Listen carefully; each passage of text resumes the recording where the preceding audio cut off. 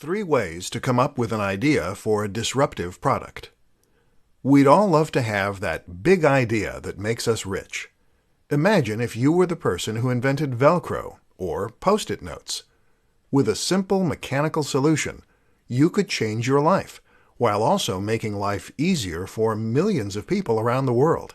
Not only would your own day-to-day life become much happier and easier, millions of dollars will do that, but you'd get to enjoy the incredible sense of accomplishment that only comes from doing it on your own. But can you force an idea to come? How do you encourage that spark of inspiration? Here are a few experiments you can use to trigger that next big idea. 1. Think about things that frustrate you. In business, this is called a process fix. It involves looking at the routine activities of that organization and then seeing where that routine could be improved upon. The thing is, you can also apply the notion of the process fix to real life. That might mean making it easier to open cans, making toothbrushes last longer, or defrosting the car more efficiently. In other words, ask yourself what you find to be regularly frustrating, and then challenge yourself to come up with a solution in product form. Chances are that if you could benefit from it, so too could other people. 2. Combine 2 useful products. They say there is no such thing as a completely novel idea. That instead, the closest thing is to combine 2 existing ideas into something new. Well, why not embrace that reality by simply combining 2 ideas you like into one new idea? You see tons of inventions that work this way and serve a dual purpose, thereby removing the need to order 2 separate items, and they're often very successful. 3. Go for the next big thing. Many of us dream of products we wish existed, but which we know are impossible to make. Often, a good way to come up with a great idea is to look at those ideas and then try to make them more realistic. How can you take an idea that's impossible and create the next best thing, using the realistic resources you have available to you? Often what you'll find is that you can get much closer to fulfilling the original brief than you probably expected. 4 innovative businesses you can learn from. Not every new business idea needs to be truly original. You can actually create a very successful business using only tried and tested formulas, and not even venture out that much into the unknown. In fact, this is sometimes the safer bet when it comes to creating a new business model. The problem is that it takes a truly innovative business idea if you really want to take the world by storm. If you're just happy to make a little money, then sure, something basic and already proven will work fine. But if you're looking to become a billionaire who forever changes the status quo, then you will need to come up with something completely new.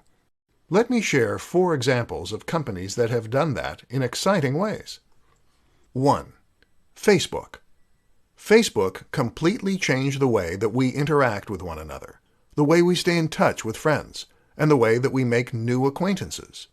The idea of a social network is not new, of course, but it was the countless smaller ideas that Zuckerberg and the team implemented that really changed things up and ensured that the site was a massive sensation. 2. Uber. Uber is an example of a company that makes use of the sharing economy. This is a taxi service that is run by its users. Rather than pay obscene amounts for a taxi, why not hire someone local who is happy to give you a lift for much less? It's no exaggeration to say that this is making massive waves in multiple industries. 3. Airbnb. Airbnb is another example of a company that makes use of the sharing economy, this time by letting people share their spare rooms and outbuildings as alternatives to hotel rooms. Once again, this is changing industries, the hotel industry, and even the property market. 4. Nintendo. The House of Mario is a company that is constantly innovating, whether it's with motion controls or new gameplay mechanics. The latest innovation, of course, is the Nintendo Switch, which combines the company's portable and home consoles into a single machine. The appeal is the option to take AAA titles on the go with you, but then be able to play them on the big screen when you get home.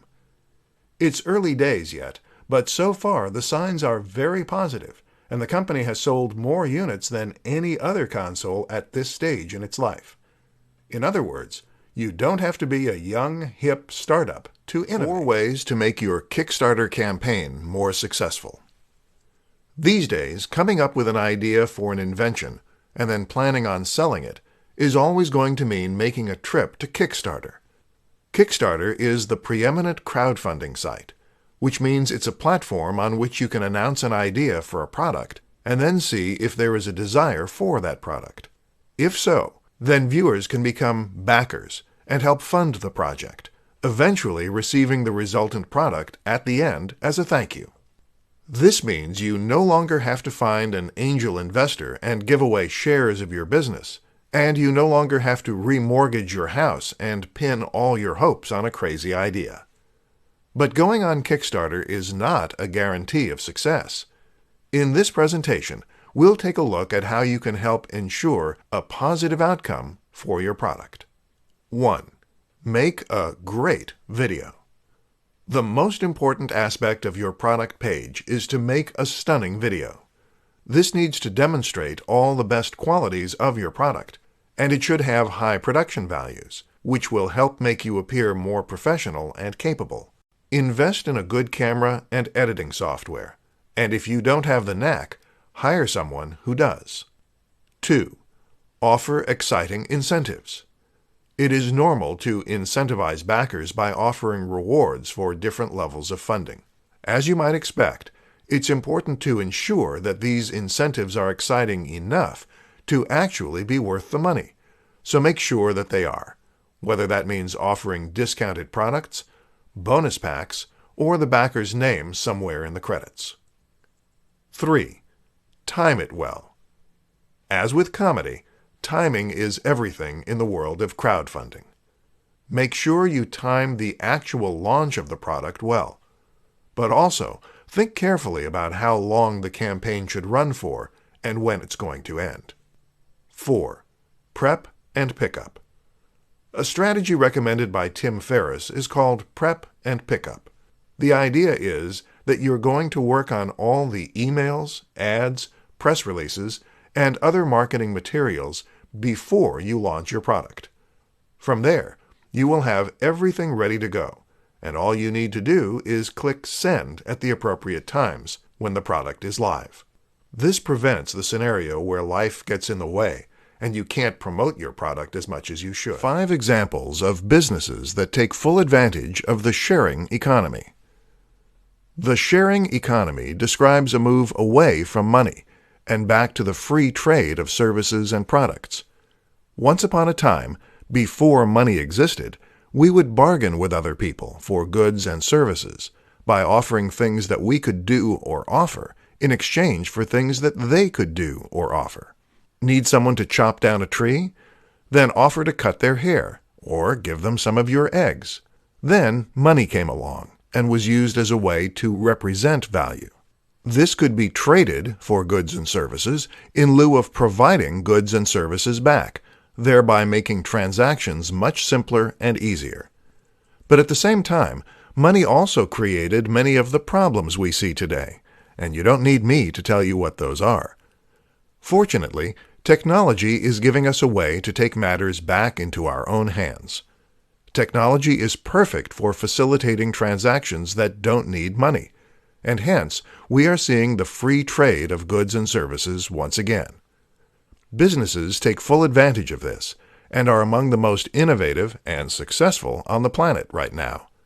In this presentation, we will consider some examples. 1. Uber. Let's start with one of the most high-profile sharing economy businesses out there.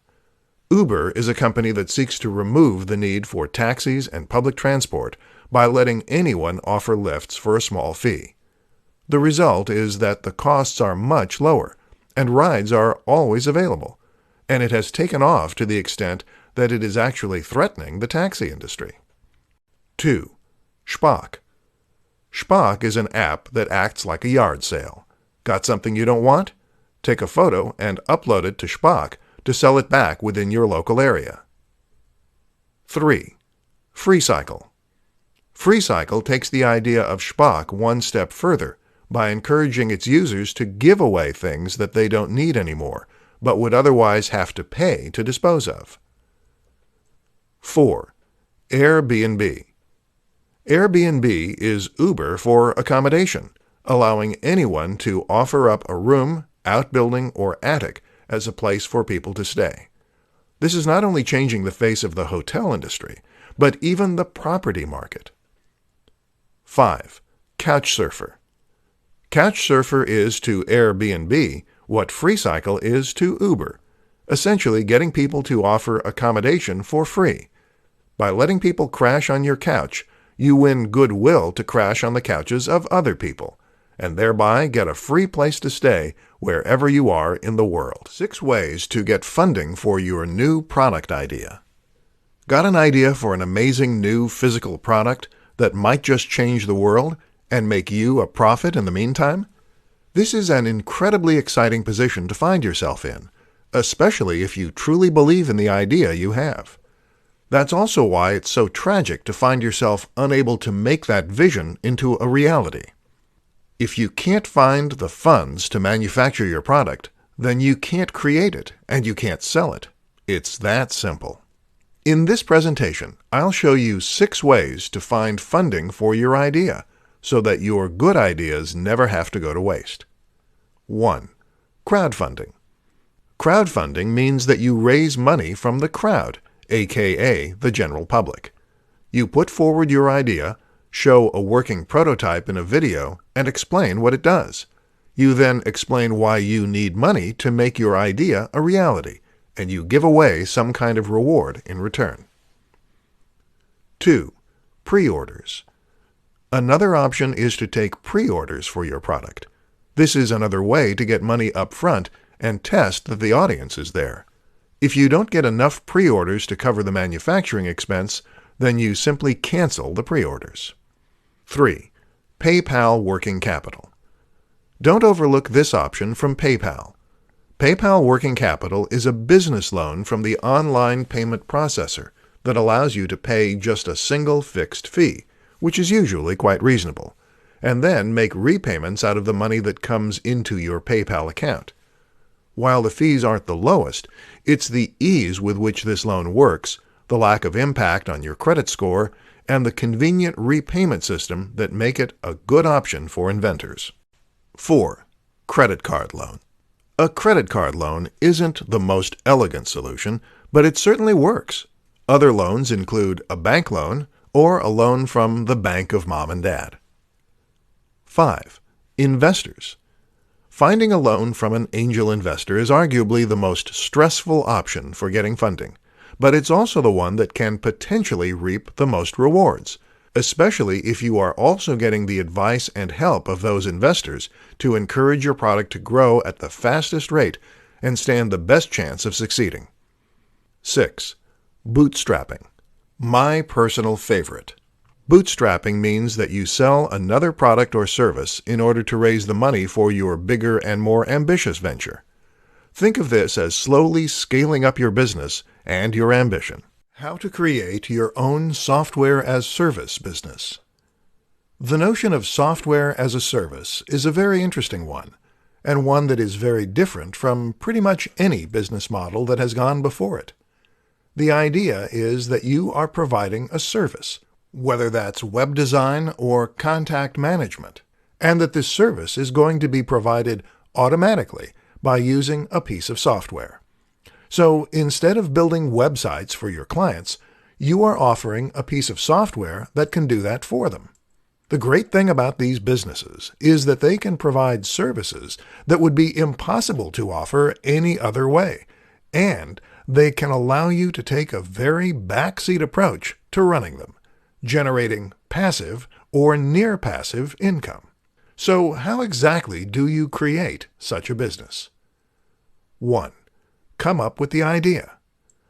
The first thing you need to do is come up with your business. This is easier said than done, of course, but one useful question to ask is whether you can in any way productize a service that you are already providing.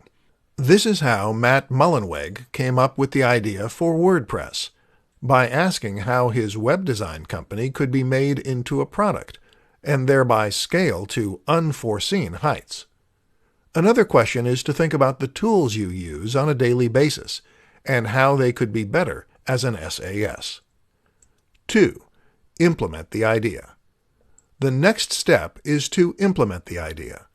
The problem with this is that it will very often involve programming using a web-based programming language. This is code that will run on a server, and common languages include PHP and Python. These are very complex for beginners, which is why the best option is often to outsource the actual creation of the product to someone who knows what they're doing. Use Upwork or something similar to find the staff. Alternatively, you can try using a social network building solution, several of which do exist. 3. Market the idea. Finally, you just need to market your idea. A good place to start is with your existing client list, if you have one, and from there, you can try building an email list as you would for any service. Often, SAS means B2B, but not always. Otherwise, you can try using advertising and more traditional means of internet marketing. Invest the profits you make into more advertising to scale up your business, and then watch as it grows. How to find a need in a market and fill it. One of the best ways to come up with a successful business model, whether it's for a product or a service, is to find a simple need in a market and then fill it. In other words, what do people want that they don't have, and how can you satiate that need for them? If you can do this, then you'll be able to clearly communicate the value you offer and theoretically see a lot of sales as a result. In this presentation, we'll look at some ways you can identify those needs and fulfill them. 1. Look at existing products. One way to find a gap in the market is to look at the existing products in that space. What you'll likely find is that a few companies have got the niche stitched up, but that there is still room for improvement and still room for new products. Ask yourself, who are these products not catering to? What don't these products do that could be useful? 2. Look for pain points. They say that a good writer should always write what they know. Likewise, a good business strategy is to always stick with industries and niches that you understand. In other words, when you choose what you want to make or offer, it is best to choose something that you understand, rather than something that you've never used or experienced yourself.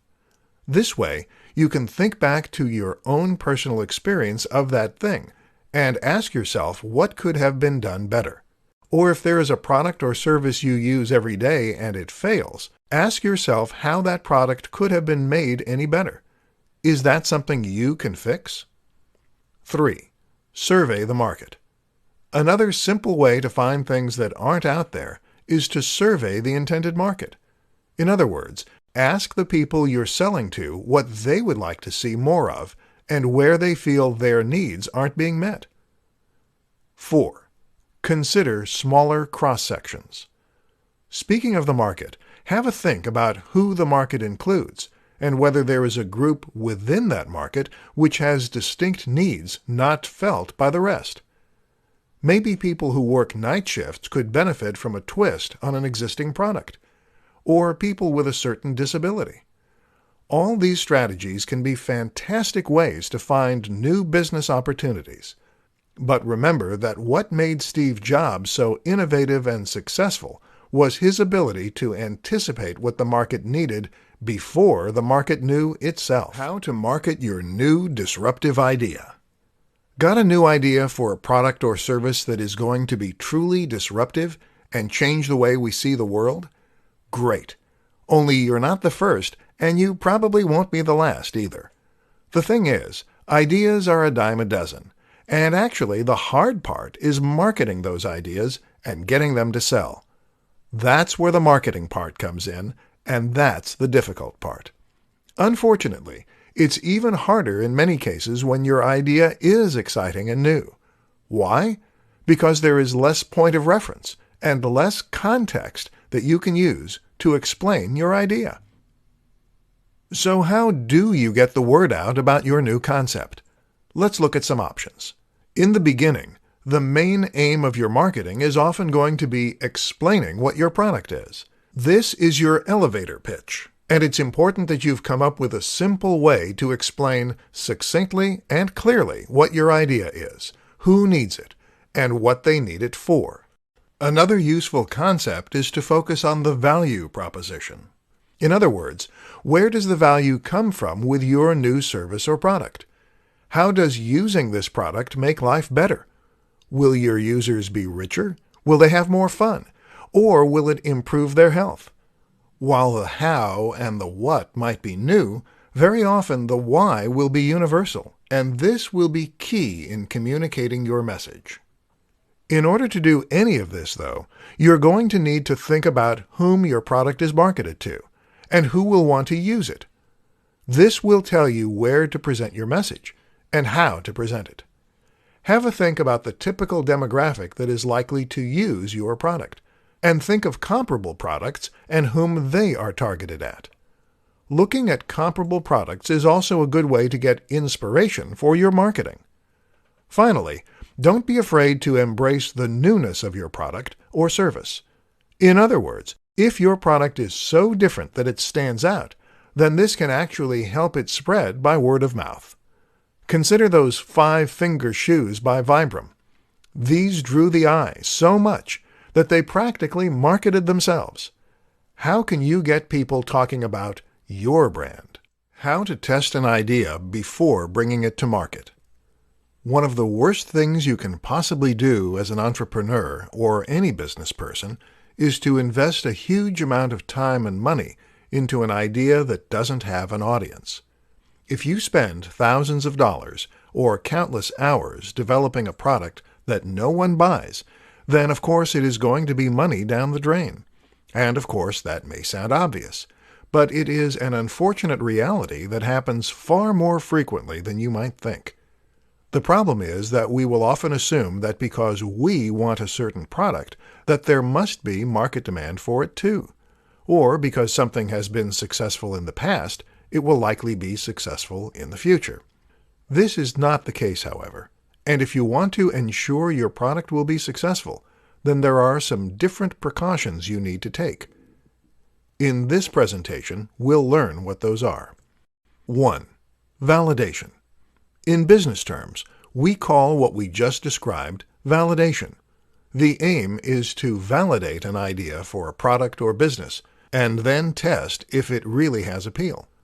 One way of doing this is to try selling the product or service before it's finished. You can do this by offering a beta test of sorts, by taking pre-orders, or even by having a sales page that informs the buyer you're out of stock only once they try to make a purchase. This is important because very often people will say they're interested in an idea, but they're not necessarily willing to pay for it. To test if your idea truly has legs, you really need your audience to put their money where their mouth is. Then you can calculate how much money you would have made and whether or not that would have been enough to make the work worthwhile. 2. Fail fast. A similar approach is to invest as little time and money into an idea as possible, but still release the product or service. This way, you can then start selling it as quickly as possible and testing to see if there's an audience there. If the product sells as is, called an MVP or minimally viable product, then you can invest more time in developing it and marketing it. If not, you move quickly on to the next project. Hence, fail fast. Top mistakes that new entrepreneurs make. Got a big new idea? Great. In all likelihood, you're probably extremely excited to bring it to market, whether it's some kind of service or some kind of physical product. Either way, though, you are now at a crossroads. People have amazing ideas all the time, but it is rare that they actually do anything useful with those ideas. All too often, those ideas don't come to anything. because the person with the said idea never takes a chance on it, or because they go about it in the wrong way. Here are some of the most common mistakes that have robbed the world of truly incredible ideas, and what you can do to prevent the same fate happening to your own innovations. 1. Not validating the idea. Validation essentially means testing that there is an audience for a product or service. Having a great idea is one thing, but having a great idea that will sell is another. And if you want to make this a business, then you need to be able to sell it. To find out, you need to do some kind of trial run. This could mean selling a beta version, taking pre-orders, or running a Kickstarter. Anything, as long as you are actively testing to see if the demand is there. 2. Not getting help. Too many inventors and innovators want to do everything themselves. Want to make a website? Then perhaps you think you have to create the logo yourself and learn HTML and Python. No. The way real professionals do it is to always outsource the most difficult parts of the process. This will save you time, and it will also result in a more professional final product, because it will be built by people who do this stuff for a living. 3. Not telling anyone the idea. Why don't entrepreneurs get help? Often it's because they don't want to tell people their ideas. Well, that makes it very hard indeed to get funding or even advice. If you're serious about your idea, then you need to start talking about it as soon as possible. Don't worry about people stealing your ideas. Either they have their own ideas or they don't have the means to do anything about your idea. The best way to protect an idea is to do it first and to do it best. In other words, stop making excuses and just do it.